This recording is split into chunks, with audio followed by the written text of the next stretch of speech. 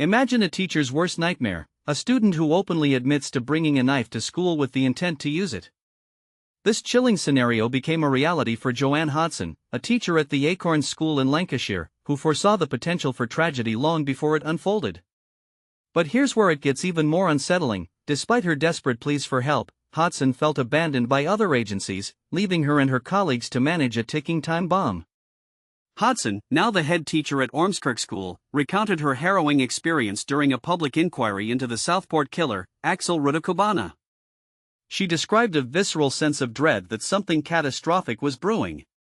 Rudakubana, then 17, would later go on to commit a heinous act, murdering 3 young children, B.B. King, 6, Elsie Stankham, 7, and Alice de Silva Aguiar, 9, and attempting to kill 8 others and 2 adults at a Taylor Swift-themed dance class in Southport on July 29 last year.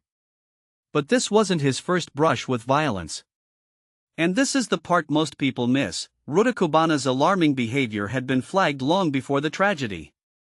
In October 2019, he was expelled from the Range High School in Formby after confessing to a childline call handler that he had taken a knife to school. Transferred to the Acorns, a specialist school, Hodson immediately sensed something deeply troubling. During their first meeting, when asked why he brought a knife to school, Rudakubana chillingly replied, "To use it." Hodson noted, "This is the only time in my career that a pupil has said this to me or behaved in a manner so devoid of any remorse." What's even more shocking is the apparent lack of concern from his parents, who seem to view their son as a victim rather than a potential threat. Hodson recalled, he saw himself and his parents saw him as the victim of the incident rather than the perpetrator. This disconnect between Rudakubana's actions and his family's perception highlights a critical failure in addressing his behavior. But here's the controversial part: despite Hodson's repeated warnings and concerns, she felt that other agencies, including the police and social services, stepped back, leaving her school to shoulder the burden. "I felt they all took a step back and passed the risk to us," she said. Their solution was, "You've got to take him back." This raises a troubling question: were systemic failures at play, and could this tragedy have been prevented with better coordination and intervention?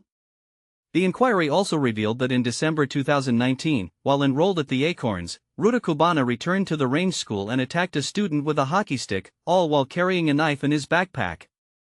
After his arrest, he was only allowed to return to the Acorns following a multi-agency risk assessment, which Hodson felt was woefully inadequate. She expressed very significant concerns about the risk he posed, yet her warnings were largely dismissed. During one particularly unsettling meeting with the Forensic Child and Adolescent Mental Health Service, FCAMHS, a nurse flippantly remarked about placing a £5 bet on what Rudakubana would do next. Hodson felt ganged up on, further isolating her and her school in their efforts to manage the situation. By January 2021, even Rudakubana's father admitted to fearing his son, acknowledging he had lost control of him. This case forces us to confront uncomfortable truths about our education and mental health systems.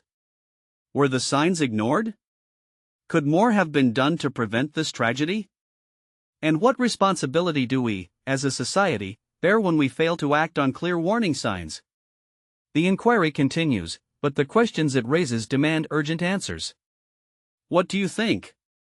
Could this tragedy have been prevented, or were the failures too systemic to overcome? Share your thoughts in the comments below.